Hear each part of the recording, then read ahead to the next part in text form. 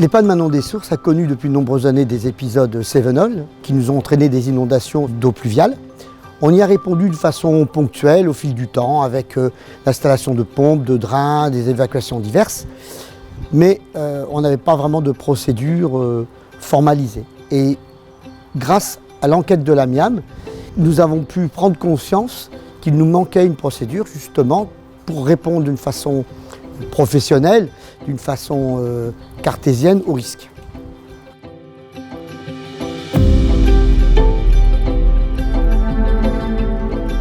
Le retour d'expérience des inondations majeures a montré que les établissements d'hébergement pour personnes âgées dépendantes, les EHPAD, sont particulièrement exposés et vulnérables face aux crues. Sur l'arc méditerranéen, à titre d'exemple, plus de 40% des 1600 EHPAD sont situés sur des zones susceptibles d'être atteintes par des ruissellements ou des débordements de cours d'eau. Chacun des près de 700 EHPAD exposés accueille plusieurs dizaines de personnes âgées et emploie plusieurs dizaines de salariés. Certains gestionnaires se sont mobilisés face à ce risque et ont engagé des actions de prévention et de réduction de leur vulnérabilité. Le risque d'inondation est à prendre en compte. Il n'y a pas seulement de l'eau dans les locaux, mais ça a des impacts notamment sur l'alimentation électrique et donc avoir des conséquences très graves sur le fonctionnement de l'établissement, sur la sécurité des résidents, sur le fonctionnement des services généraux comme la cuisine ou la blanchisserie. Et c'est un vrai problème, il ne faut pas le négliger. Afin de valoriser, de partager et de généraliser les efforts et les bonnes pratiques des EHPAD en matière de prévention des risques d'inondation, un travail partenarial a été mené par la MIAM, Mission interrégionale inondation arc méditerranéen, et les ARS, Agences régionales de santé, au niveau régional et départemental de la zone sud. Pour mener à bien ce projet, des appuis techniques ont été mobilisés via le CEREMA, le CIPRES et Calixis. Dans un premier temps, il s'est agi de faire le point sur la question. Combien d'EHPAD sur la zone sud?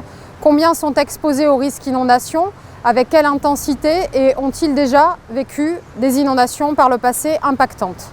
Dans un second temps, il nous est apparu essentiel de consulter les directeurs d'établissement sur leur conscience du risque inondation, les actions qu'ils avaient pu d'ores et déjà mettre en œuvre sur leurs établissements afin de les partager et de les valoriser, et leurs attentes également sur le sujet, notamment en matière d'accompagnement de la part des autorités ou des partenaires ou des collectivités sur lesquelles ils sont implantés.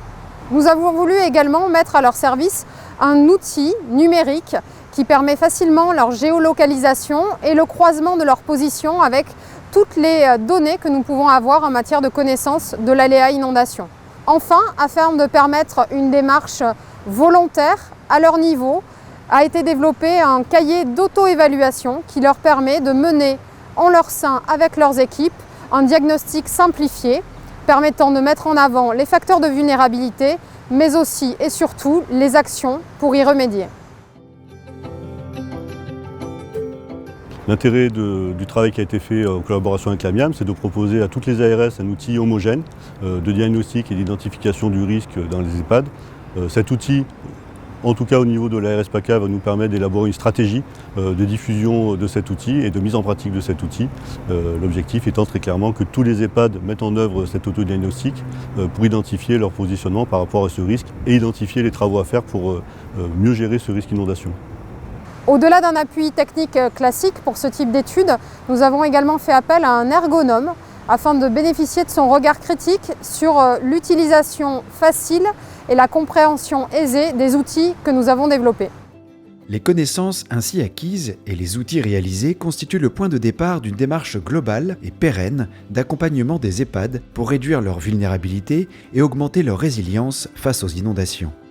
Ce travail sera étendu dans les prochains mois aux hôpitaux ainsi qu'au captage d'eau potable. Moi, ce que je conseille à mes collègues lorsqu'ils prennent leur poste ou lorsqu'ils sont confrontés à un épisode, c'est justement de s'approprier ce problème-là et de se tourner vers l'ARS et la MIAM pour régler le problème ou en tout cas y faire face le mieux possible.